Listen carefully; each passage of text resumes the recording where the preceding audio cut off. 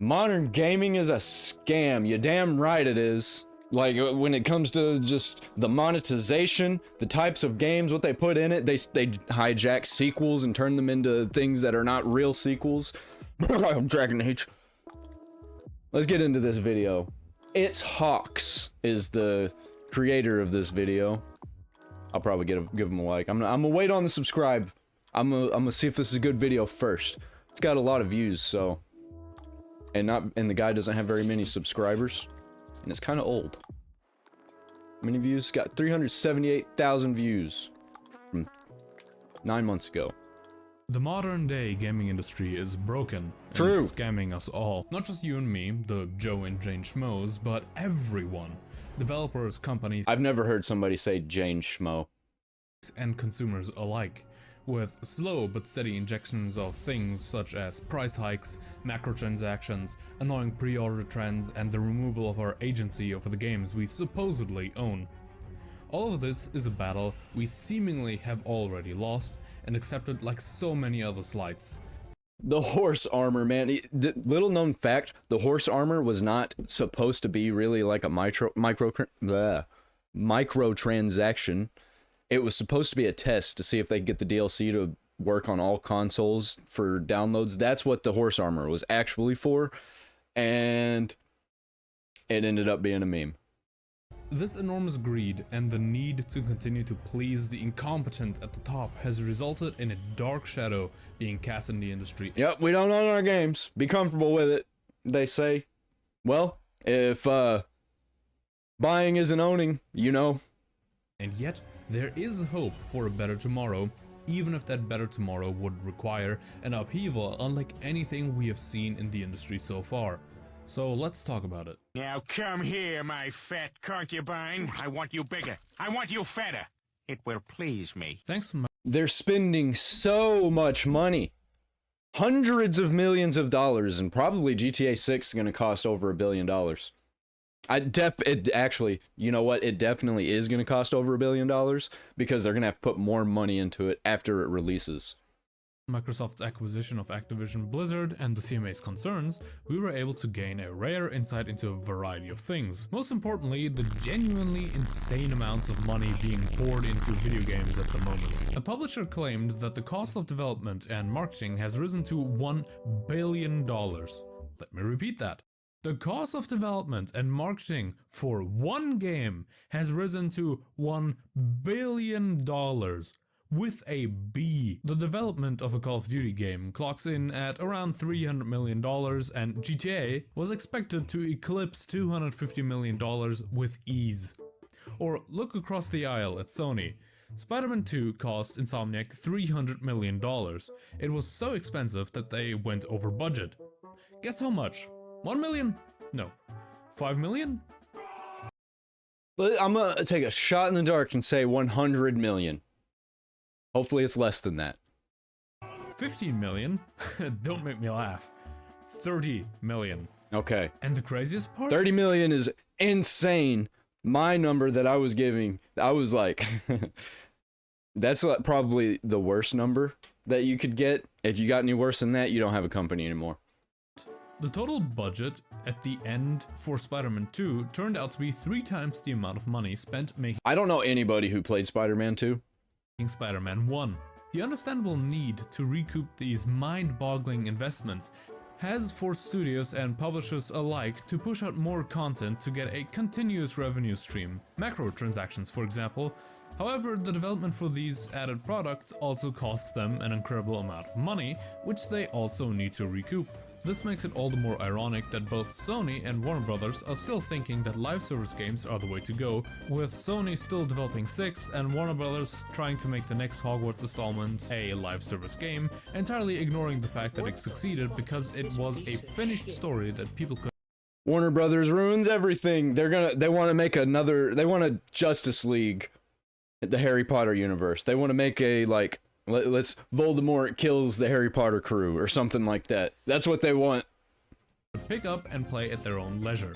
Live It's service gonna games fail. rarely are the way to go without tripping and falling face first into a pit of acid placed on top of a nuke that is about to go off. They have a curse placed on them. that of horrible launch states, and it takes time, money, and commitment to eventually reap those rewards, which I highly doubt Warner Brothers has the patience to stick around. I'm at the point where I don't buy games, new games, unless they're straight up a 10 out of 10. If they're not a 10 out of 10, I ain't worried about it. I'll just go back and play some older 10 out of 10s that I haven't played or that I love that I have played. Right now, I'm playing Terraria on stream every night at 10 p.m. Central. That's 11 p.m. Eastern. Around for, and Sony as well, as they are releasing 6 of them by March 2026. Something has got to give. That's and crazy. If they do not want it to be the amount of games they produce, it has to be the marketing. According to some testimonies, marketing alone can range from $50 million up to $550 million. How in the ever-loving hell is this supposed to be sustainable?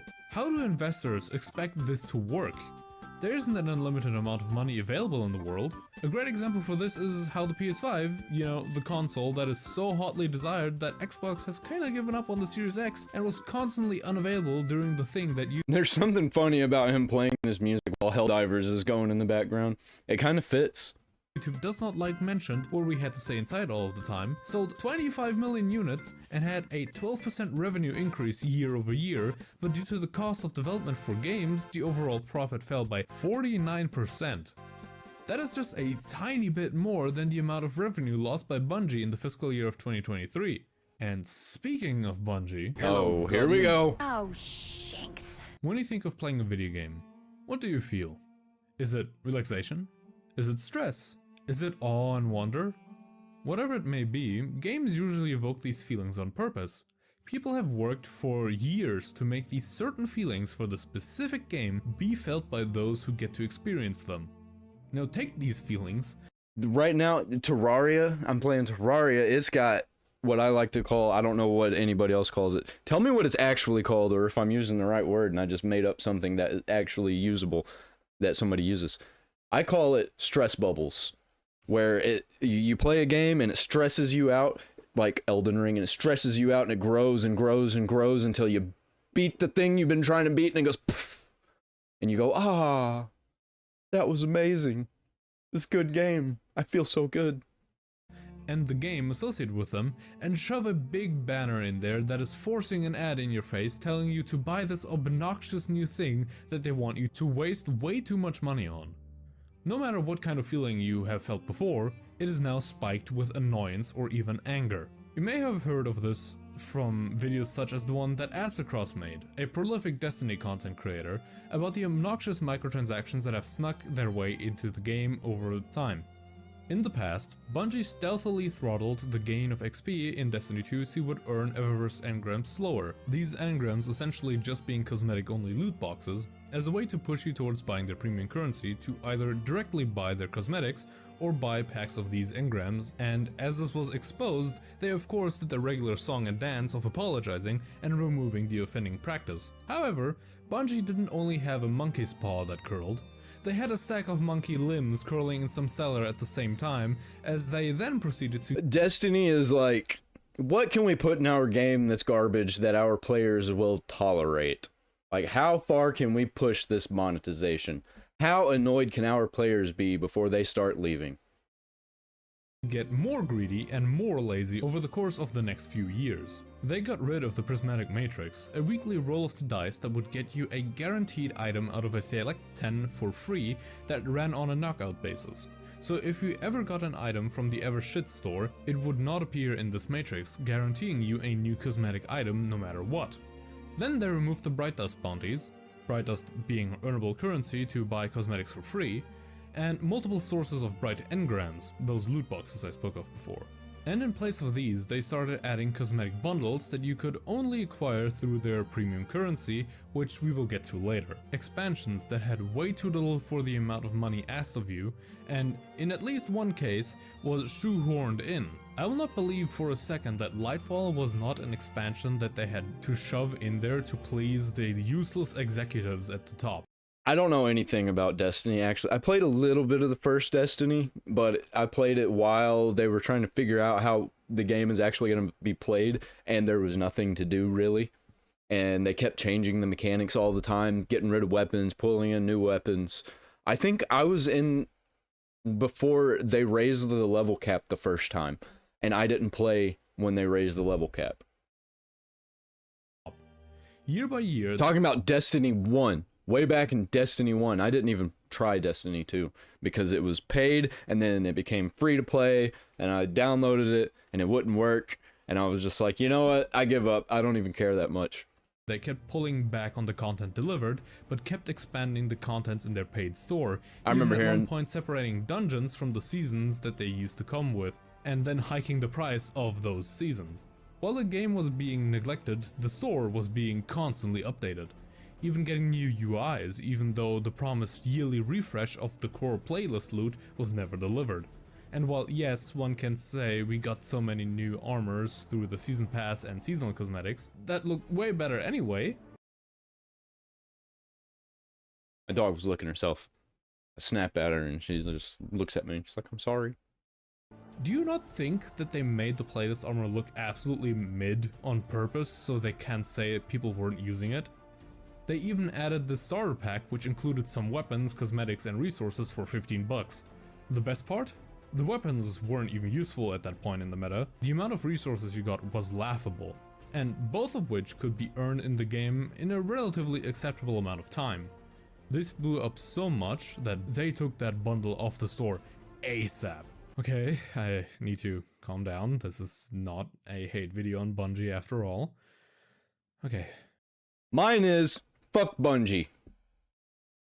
So, we all surely remember the loot box fiasco of Battlefront 2.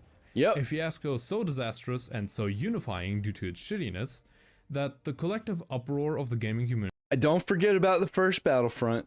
That it just straight up did not work when it came out. I had it. I know. I remember. I was there. caused governments to step in. Has it achieved much? One can argue about that, but the fact that it got to that point in the year 2017 is absolutely insane. Hold on, there is one more thing about Bungie I have to add. Remember this? I ignored it in the past, thinking it cannot be that bad. Boy, was I wrong. I genuinely hate the statement with a I don't know what that means. Somebody's gonna have to explain that. Explain it in the comments if he doesn't. burning passion. A little while ago, Yep. Can you explain that in the comments for me, please? during the final years of E3, we got this gem of a scene. Is this an out-of-season April Fool's joke? Ooh, this Diablo Immortal? No, Yep. The game director denied the announcement being a joke, which is honestly correct, as he is the joke. Later trying True. to gaslight people into believing that the very justified criticism was based on mere misinformation and not fact. I don't know, man. It got so bad that they were like, fine, we'll release Diablo Immortal on PC, and it made people even more mad because they were like, no, we wanted Diablo 4. Why'd you waste your money and time on this game? Because it's gonna make them a lot of money, and it did make them a lot of money. The fact that you need to pay around $125,000 to reach max power is pretty self-evident in that matter. And let's not forget how CDPR, creators of Cyberpunk 2077, tried saying that hating on the game at release was merely the popular thing to do, all the while obfuscating the state of I remember that. I played Cyberpunk when it first came out, and it was unplayable. I played it on the Xbox One. It was the Xbox One S. And man, like, I don't know how, but my roommate, he made it through just fine. And he kind of liked it, but not really, because it was a mess still, even though he didn't face the same bugs and glitches I did. My game was broken. All of the cars were broken in my save. I don't know why his weren't, but I'd drive down the road and they'd just all be... the game during the review period. We may bitch and moan about how I'm leaving this in. About how macro transactions keep ruining our games, but compared to us, sports gamers have it way worse. And most of them do not even realize it. In fact, they welcome. I don't even know any sports gamers. Well, no, that's not true. I know one. And yeah, he is full on like invested in it. It. As someone living in Germany, finding someone who plays FIFA and only FIFA is like finding sand on a beach. It is very easy, and when they talk about FIFA, they always glow with pride when talking about how they got a super rare player card for a special mode, and they will brag about Super rare, it costs so much, it's worth so much. Even though they're the ones who set the rarity. It's like Magic the Gathering. It's straight up like a casino. it constantly, simply ignoring Except you don't win any money. You don't get your money back, you just get an item. the fact that it took them ages and tons of card pack openings to get it, only for them to do it all over again in the copy-paste release the year after. I am honestly wondering how they get the money for that every single year. It is the same kind of mystery as how the most wealthy and frequent art commissioners are furries. I don't know where you guys get the money from, but goddamn, whatever you're doing, good on you. Cosmetics used to be the line where one could argue microtransactions were okay. They didn't affect gameplay, and usually one could get equally good looking gear by just playing the game, and in the off chance you couldn't, it was begrudgingly accepted as, again, they weren't as obtrusive as pay-to-win microtransactions were. Today though, it's a different story. Yeah, because it used to be like, oh, here's one store and it's just there. And like, yeah, you can buy some cosmetics, and here's some cosmetics. We're not going to throw it in your face. We're not going to put ads in. And then it just got worse and worse. They added currency, then they added a battle pass, and then a second battle pass in some cases.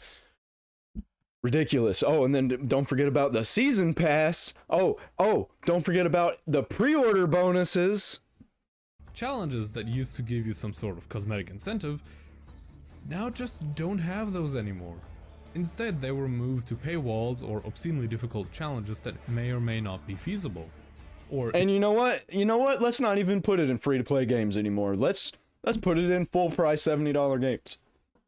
GTA 6, probably going to be $100. Definitely going to have a microtransaction store. If you're a Warhammer 40k Darktide, they will just slap a different color on and will call it a day once you have unlocked the final stage of a prison overalls. How much you want to bet they got a store for the campaign now in GTA 6? How much you want to bet? I bet they do it. It feels crippling, and it even got so bad that children, the little demons that they are, have started— You know what? I want to ask real quick. I'm going to ask to Google, even though it's probably not even going to understand me. Will GTA 6 have microtransactions in the story? Of course, it didn't. It didn't understand me. Google has been garbage recently. It just hasn't been understanding anything that I've been trying to look for. I need to just stop using it. I pretty much have, because it doesn't ever work when I'm trying to find information. You know what does? Every time, without fail. Brave, Grok. So stupid. Will GTA 6 have microtransactions in the story?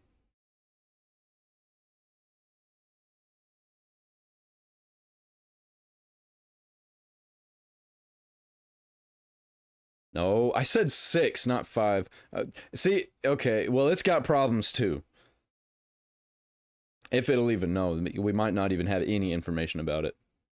There's no confirmed information about microtransactions in the single-player story mode of GTA 6. However, given the history of GTA 5, where the online mode included microtransactions later, they didn't have them at first. It happened way later that they started introducing microtransactions.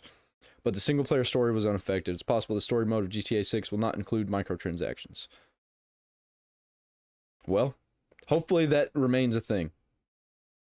Because a lot of games are including it into the story now, not just into the online mode. Bullying each other if they don't have the latest coolest skins. They feel ostracized from their peers if they don't play the same game and buy those skins. Or look at Halo Infinite. It was so extremely stingy with its cosmetics that you need to get a single color unlocked multiple times for every single armor core. A color! Hell, Monster Hunter is not free of this. If you watch my channel or follow me on Twitter, which you most likely don't do either of, you will know that I absolutely would give Monster Hunter the grapefruit method for free if it was a person. I adore Monster Hunter, but not even it is free of this scummy behavior. By the way, before we keep going, this is my chance to ask you— I didn't play Monster Hunter. I will be honest. I don't play these games that have microtransactions. I do not. I refuse. You can have like a load of DLC. I have like 12 DLC. I don't go much further than that though. Borderlands 2 is probably about as far as I'll go on the DLC and the skin packs and stuff. And like anything worse than Borderlands 2, I ain't fucking having it. You all to like and subscribe. I make infotainment videos with shitty jokes. In Monster Hunter's latest release, Monster Hunter Rise, the community was disappointed to find out that most event quests, missions that were added post-release with either fun challenges or zany changes, would no longer give cosmetic or special armor like they did in the past. Yes, not every event quest did. Oh, by the way, I have played Monster Hunter. I have not played any of the new ones. I used to play Monster Hunter on PSP and what else was it on? I played a bunch of them. I think I played it on the DS. I think it was the 3DS or the 2DS, I mean. Did so even in prior releases, and nobody expected every single added quest to bury you in extra cosmetics, but people expected some. Oh, I played the one that came out on the Switch also. It was alright. Instead, all the cool transmog armor was sold. Ah yes, Monster Hunter, a game where you are rewarded by persevering against challenges. That was this one that he was just showing. Monster Hunter Rise. I did play that. Monster Hunter World is the one that I did not play. But I didn't play Rise enough to actually remember it. I played it for maybe like 2 hours. Where your armor reflects your achievements on the game, you can simply choose to buy fancy looking gear with no strings attached. Cause that makes sense. The sense of pride and accomplishment, as EA liked to put it, was simply not there. Instead, we were supposed to get hyped for gestures and titles and stickers. 3 things that I barely ever saw used online. Any game that does this essentially removes any and all incentive there is to go after challenges. Is this Rise or is this World? I can't tell the difference. I don't remember. I never played World, so I don't even know what World looks like. For the casual players, as they get no tangible rewards for their efforts. However, if you look at free-to-play games, the sentiments differ quite a lot. A free-to-play game needs to be profitable somehow, so it is genuinely accepted that they require microtransactions to keep the lights on and feed their people. Premium. How about instead of having microtransactions, we have mini DLCs? I like that so much better. Like have a free-to-play game and then be like, well, we have a mini DLC coming out like every 2 months and it's $10. And it's got $10 worth of expansion. I would much rather have that. I think that game companies would fare a lot better with that kind of system until they start to abuse it like they always do. Because more money, more money until you start wanting too much money. You flew a little bit too close to the sun. Priced games having these macrotransactions makes no sense. Some have even double or triple dipped into the wallets of consumers. Halo Infinite, Diablo 4. Adding battle passes to the already existing macrotransactions and premium currencies, which, by the way, only exist to squeeze more money out of you than required by making the in-game purchases slightly lower or higher than what you can get by buying the pack that is closest to the price, so you have to buy the next most expensive pack there. The simple idea of macrotransactions. Oh, you miss a season pass? Don't worry. You can pay $20 and you can redo it. Is so revolting to players that when a game announces that it won't have macrotransactions in it, it will be hailed as the next game of the year. The moment a game adds... Pretty much, like if a game says that they made a good expensive game and put passion into it and they say that there's no microtransactions, game of the year. Guaranteed. Macrotransactions, you will immediately start questioning the game design. If something appears to be excessively difficult or tedious, is it truly meant to be difficult, or is it meant to funnel you towards spending money? The moment that option is merely presented to you, you've already lost trust and goodwill. But that isn't all there is.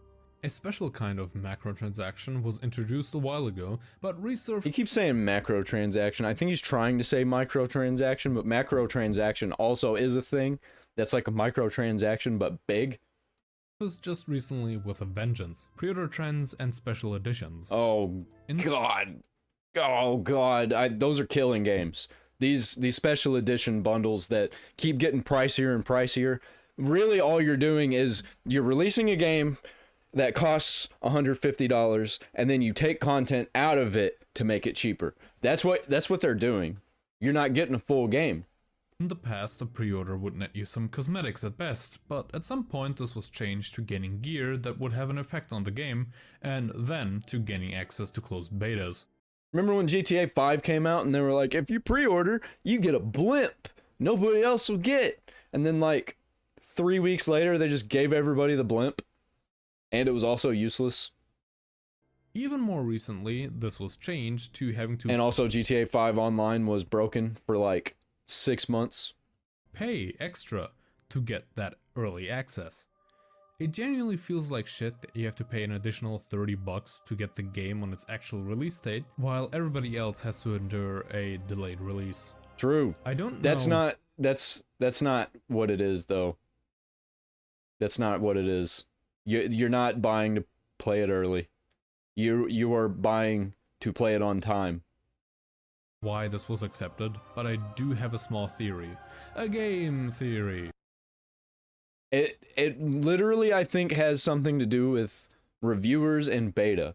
Because, like, day one, it's always broken. But if they have the day one locked behind a paywall and not as many players can get a hold of it, you know, not as many players are going to get burned on the day one playing it. And they'll have, like, a whole week or a few days to get everything fixed. Oh. I think that due to how many more mainstream games tend to have a vast amount of special versions that one can order, it just kinda got lost in the sauce, because you would need a degree in cryptography to figure this shit out. And worst of all is that it keeps working. I myself cannot exclude myself from... It's not working. It's not actually working. People are fed up with it, but they're dealing with it because they want to play games, and like this is their hobby. But eventually they're going to get too expensive, they're going to get too grindy, they're going to get too samey, and then eventually everybody's going to move away, which is what's happening with games like Dragon Age, Mass Effect, and other companies like that, sports games, kinda. Like, we've got a bunch of competitors coming out, and it's going to be trouble for these monopolies that we got going on the sports games. And also, like, Diablo 4 got killed, annihilated by PoE 2, and it's not even free yet. From this, as up to as recently as months in a rise did I pre-order games. Granted, I narrowed it down to Capcom games only, but the point still stands that this practice gives studios or publishers an influx of money without having to ship a finished product on release day. Sure, they may get bad reviews and some refunds after the fact, but a majority of people will not refund those games, and if you are so unlucky as to have bought Jedi Survivor on PC, you know what I mean by that. Yeah. I remember that. I remember when this game came out. My roommate, like, he thought it was too hard, but you know what it was, really? It was broken. Everything was broken. It was a broken game. He didn't even finish it. I think he got about a quarter way through and gave up. And he bought it, and he just gave up. I don't get that, when people just buy games and give up instead of just refunding it, because he didn't play it long enough. He could have refunded it. The first game was good, kinda. I didn't really like it. It was unbalanced, and there was one boss that was ridiculously hard, and no boss before that boss, no boss after that boss was harder. I don't know. I don't know why that boss was so hard. It was the one that you gotta, like, fight. Yeah, I don't even remember, actually. It wasn't even a memorable fight, even though I did that fight like 200 times in a row. What was the person? It was like a giant ogre lady thing, I think. Was it a lady? And it hasn't helped One of the that we have sisters. to pay more for either the same amounts of content or even less. What times, maybe? I gotta pump those numbers up. Those are rookie numbers in this racket. Since the PS3 and Xbox 360 era, prices have ranged from $40 to $60. But with the start of the PS5 and Xbox Series X generation, game prices have been raised by around $10. Companies reason... Wait, didn't that start before PS5? I thought that started, like, right before PS5 and the Series X and stuff, all that came out. I think it started when the Xbox One X came out, and the PS4 Pro. Didn't it start then? I'm pretty sure. Somebody correct me on this if I'm wrong. That this increase would be reflected in the value of games going forward, alongside the increasing cost of development, In 2003, yeah, they like, or 2023, they were like, yeah, we're gonna start doing this from now on. costs and adjusting for inflation, in addition to higher console prices, online subscriptions, and added microtransactions or paid next-gen upgrades. Capcom is one of the few companies that abstained from raising prices for a long while, but raised them in the end as well. However, they are one of the companies that I would argue actually held up their end of the bargain by not only meeting— Dude, Capcom has been doing so good, even though like they kind of had to pull themselves up to the level of every other developer when it comes to the prices.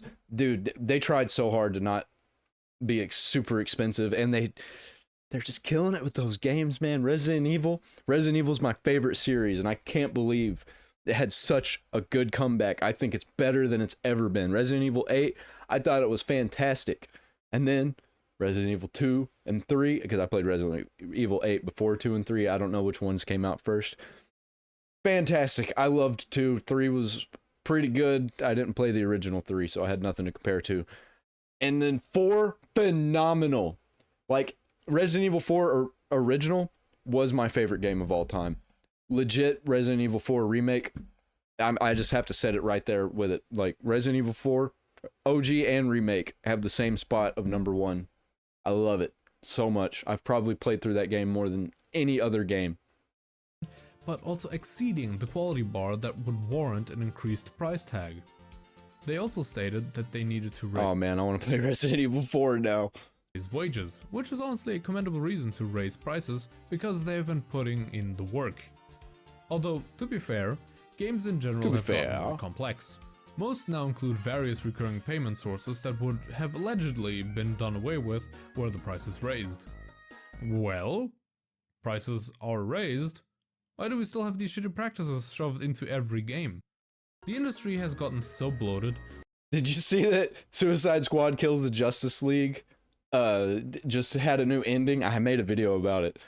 Like, it ended it with a comic book cutscene, and it was garbage because, like, oh, Batman's not dead now, but you guess what? Wonder Woman is.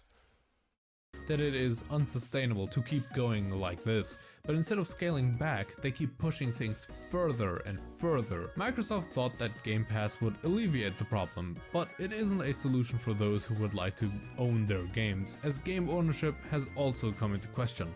Steam actually did try something that sounded great at first, but, well, it wasn't great for everyone. Regional pricing. Countries with stronger currencies have— Ooh, I know some people that were, whenever this first really started catching on, I know some people that were utilizing this to get games cheaper than they were supposed to be. It was great. I was also, oh, another thing, region locking the time zone stuff. If with Cyberpunk was where we started figuring this out, that if we change the time zone on the Xbox, we could play games earlier. Now they have a rolling release, everything comes out at the same time worldwide, so it would be at different times. But it was like at the same time, even in all the time zones, like 12 p.m. across all time zones. We were like, oh, so Zimbabwe, it releases before it releases in America. So let's just change our location to Zimbabwe and we'll be able to play it. And we did. To pay less, but those who live in countries with weaker currencies have to pay nearly hundreds of bucks more than they used to. Sure, one could change the place of residence to maybe get some discounts on Steam. Or, you know, I don't think that picked up my whistle. There we go. It was perfect the first time. The pirate whistle. That's what I was going for. But now you can only do so once every few months. Even if you have the money, games come out unfinished and broken, with refunds simply being extremely hard to get or not. Diablo 4, I paid $100 for that game because my friends were getting it, and that's really where it was the turning point. That was the tipping point for me. because I was already like disgusted by everything, and then Diablo 4, all my friends were getting it, so I got it too. $100. We got the full bundle. Every single one of us paid $100, and it was broken. I played Season 0, garbage. Season 1, garbage. Season 2, slightly less garbage, still garbage. And I gave up. I got 100 hours out of it, I think. And it was a waste of time. Possible at all. PlayStation will only let you refund something if you don't download a game you bought, and Steam only allows refunds if you have less than 2 hours within a 14-day. Yeah. I think they changed the policy now to where if they change the deal on you, that you can get a refund. Like, say they release a game and you beat it, and then they like decide, hey, I don't like this part in this game, we're gonna change it. I'm either that's coming or it's already here that you can get a refund because they changed the deal. If that's not a thing, then a lot of people are gonna get sued for that, because they've been doing that. They've just been like, oh, we're just gonna release an unfinished game, and then later we'll put in the parts that we need, like Suicide Squad Kills the Justice League didn't have an ending, and then they released an ending later, and it was garbage. On purpose, in my opinion, because there's no way it could be that bad, and it not be on purpose, unless like a literal 4-year-old was writing the script for that and do it, like, I don't know, craziness. Period on any given game, which is unbelievably little time to figure out if you want to keep God of War 2 or Ragnarok, whatever you want to call it. Get out of here with that. A game or not. But at the very least, that was done for a good reason. I wanted to play as Kratos. However, if you aren't the day before or Cyberpunk 2077 at release, which made both Steam and PlayStation do unprecedented refunding. That was the problem that I had with Cyberpunk, where the cars were flying around everywhere and exploding. Campaigns, which is genuinely amazing, because I did the slide thing where you run and slide on one leg, and I slid under a table and just fell out of the world, and I couldn't get out of it. Like, it saved, and I just couldn't do nothing about it. It was either that, like, either quit playing or go back to a save that was like so far back, and I wasn't about it. I ended up quitting. I ended up not playing Cyberpunk until Phantom Liberty came out, or right before. I didn't know that they would ever do something like that. You know what isn't amazing though? Aren't we forgetting one teensy weensy but ever so crucial? I knew we were getting here. I own you! We all enjoy having space and things be easily accessible. This is kind of what my room looks like. I don't even have a bed in here. I mean, I have a cot that I sleep on. At all times. So the clutter of physical media can be quite distressing to some. And while I personally value physical copies of my games, I have stopped getting them ever since I switched to PC. Most, if not all, of my games. Alright, Kick. Like, if I can't stop the spam in the Kick chats, then I'm gonna just stop streaming on Kick, because it's the same ones every day. Different, it's like always a different person. Hello, great streamer. You stream so really well. That's why I followed you. I do see you streaming a lot, but yet still not affiliated and partnered. Guess what? I ain't getting affiliated and partnered. Go fuck yourself. I got a proposal for you. I will share your stream to a Kick community for you. Hit 1,000 followers with 700 viewers. How are you gonna know that? How are you gonna know that? That sounds like I'm giving you money, and then you're gonna use part of that money to bot farm. Earning nothing less than $1,000 per streaming, and enable your sub button. Add me on Discord if you're interested. Yeah, go fuck yourself. Games now are digital only, which does make me worry about my access to them, as lots of game studios have decided that their games should be always online games. So if a studio decides that the servers need to be taken offline, what is that? Did I play this? No. I would have remembered it. What was the ones for the PC for the PSP called? Because I played all the ones on the PSP. I know, because I made it a point to. I think there was only 2 though. Maybe 3? the game will be sent to oblivion, never to be recovered. or if we are lucky, they will be remade, but as broken and overpriced remasters that do not justify their existence, aside from the fact that the original was removed. Art is essentially being destroyed.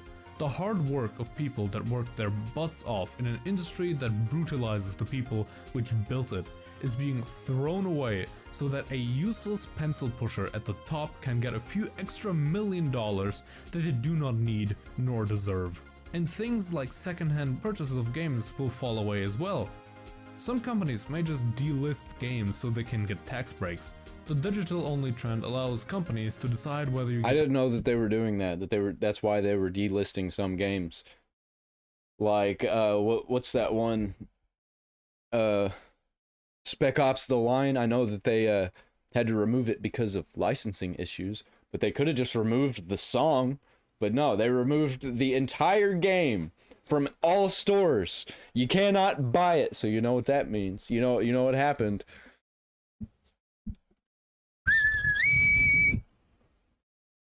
to play a game or not. Other companies like Nintendo go after emulation, which is legal by the way, as if it was a crime. Yes, some people abuse it, but they treat If you pull your game from the market and nobody can get it, guess what? Then I'm pretty sure that you can fight and win in court pretty easily. If there's a game that literally there's nowhere to get it. It's gone, and then you pirate it and then they sue you. I think you win. every fan project as a direct threat to their bottom line, and then they turn around and disable the eShops that house those very games. Like, make it make sense. Did you hear that Rockstar shut down a GTA 5 mod where somebody basically remade the GTA 4 map inside GTA 5? They weren't doing it. They weren't going to do that. Rockstar wasn't doing that. Why'd they have to remove it? They didn't actually. What the reason that they removed it was because Rockstar threatened to take them to court and bankrupt them with court fees. Just like Nintendo, they all do this. They know that they can't win. They just have to bankrupt you so you can't continue. It does not compute. It just goes to show that companies nowadays just do not care about the art of games anymore. They all just... Honestly, they didn't ever. Companies never did. Look back into the 80s and 90s. Look at all of those movie tie-ins and TV show tie-ins, kids cartoon tie-ins, ads tie-ins, like fast food and stuff. Like, no. LJN, companies like that, they've always existed and they've always been everywhere. Garbage games have been all over the place. Don't forget about E.T. It completely destroyed the entire gaming economy. But the individuals that were making games a lot of the times, and those were amazing, and we'd get them a lot more often than we do today. Now we get like 5, 10 out of 10 games a year, and we used to get like 30. We'd have a hard time choosing. And like all of the categories at the Game Awards would have all different kinds of games in them in every category. Not anymore. Now it's like the 5 same games getting all the awards. hyper focus on the money aspect of it. Well, here we are again with another addendum from the future. So, as you may have heard, Dragon's Dogma 2 came out, and it made a huge fuss because of the huge amount of microtransactions that they added Also, wasn't the PC port completely broken?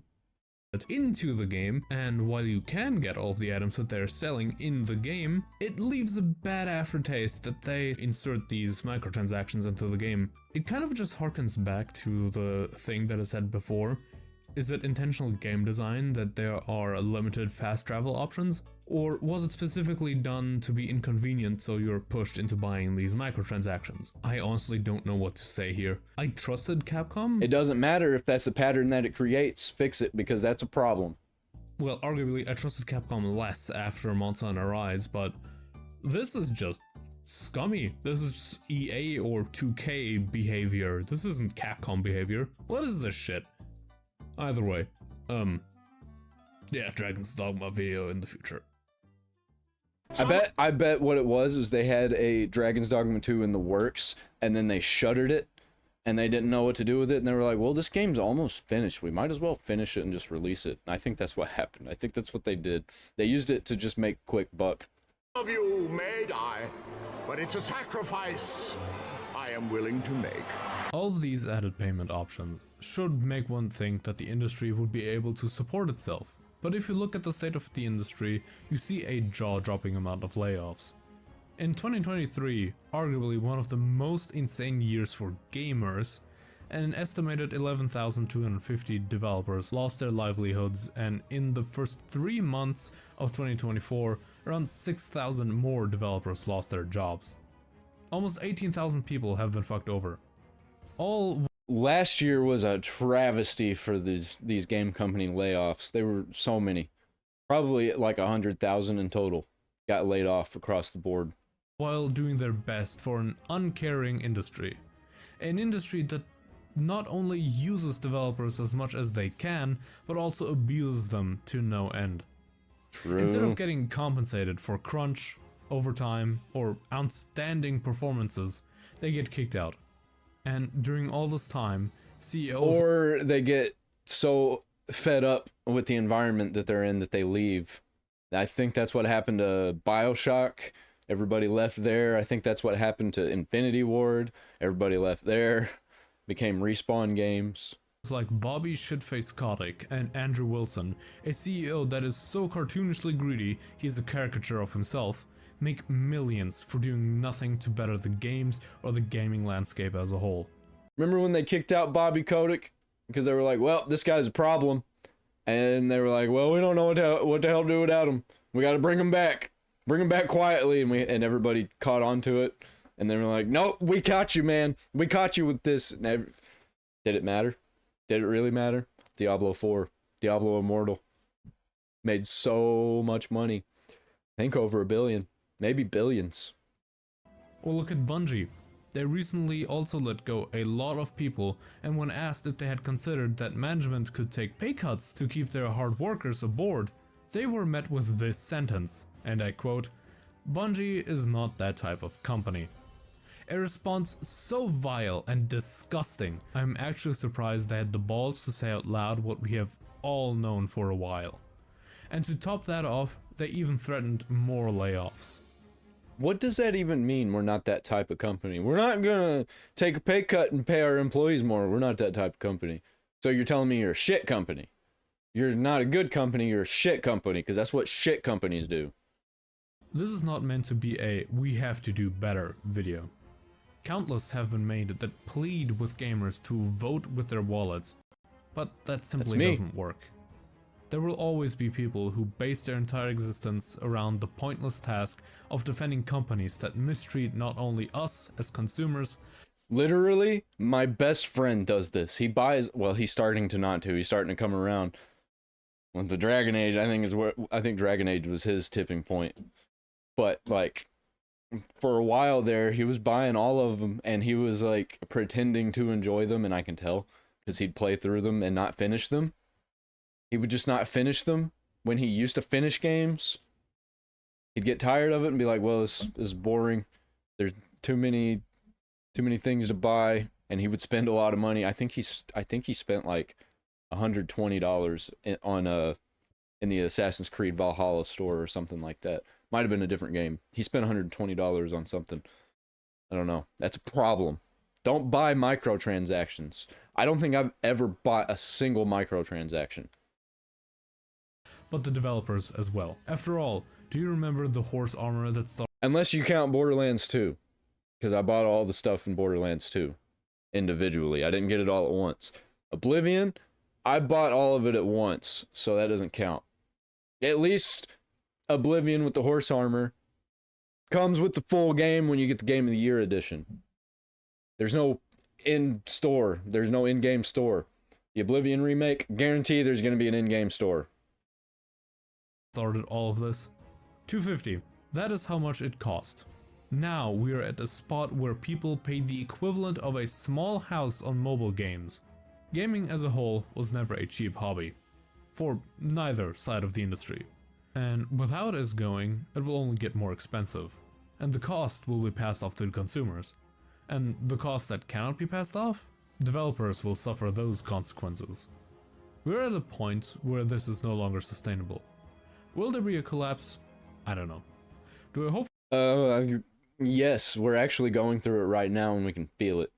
We can really feel it because obviously Dragon Age, I keep bringing that up, but it's the biggest one. Concord, people are hopping off of these big free-to-play games.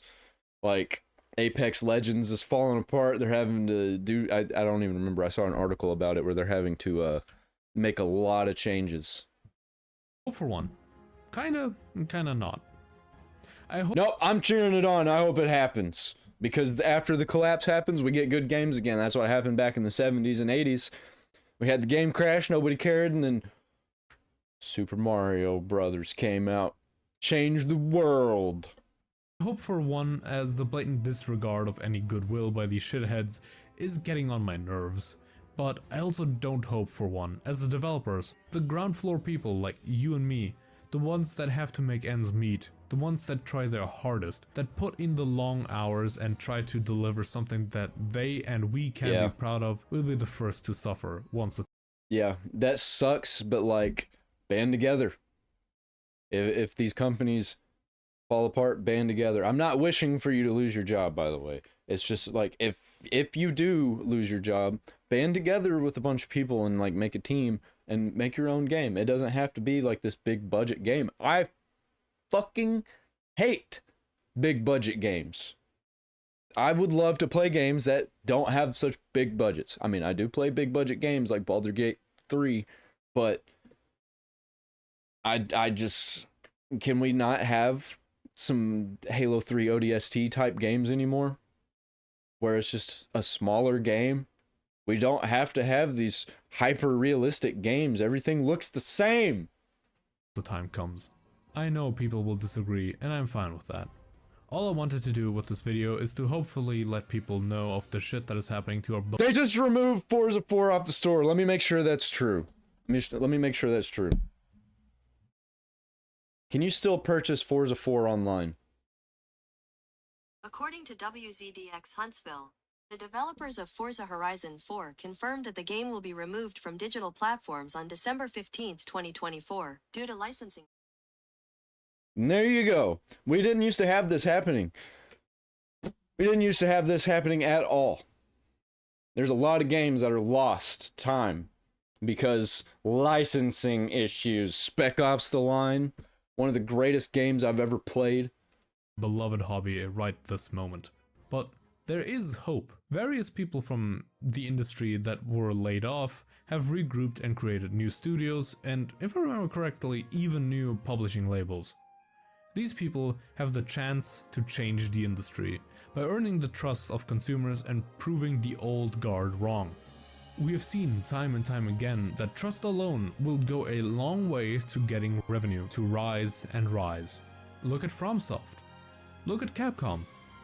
Look at AA and indie studios. True! They're all currently thriving, humiliating AAA studios who have— There's a lot of AA studios that aren't doing so good though, because they're already small and then they try and do all this woke DEI stuff and then nobody plays it, nobody's heard of it, and then it just crashes and burns like Dustborn.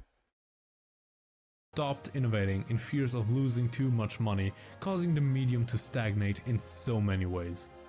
Indie and AA studios in particular are the future. These people rarely have a board forcing them to make more and more money, and Wasn't that a AA studio? thus they can simply focus on making great games. Focus on making art. They try their hardest to make each game you buy worth your time, as they cannot simply rely on brand recognition. They don't have $1 billion to spend on marketing and development. They have to get creative and nail what they are working on, as each misstep can and will hurt the people behind the projects so much more. So, if you can take one thing away from this video, I hope you can support those who respect us as their customers, who respect this beautiful medium so many of us go to for comfort and rest. Give this guy a like, man. I've got his video linked in the description. Not in the live stream, in the actual reposted video I do.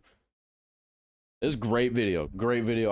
He had a lot of insights. I had a lot to add to that. I had a lot to talk about in the past and the future.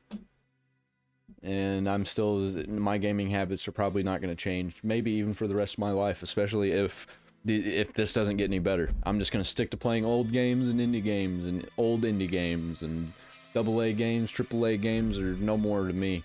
I still haven't even played Space Marine 2. I know I should. I just, you know, it's expensive. I'm a poor boy. I sleep on a cot.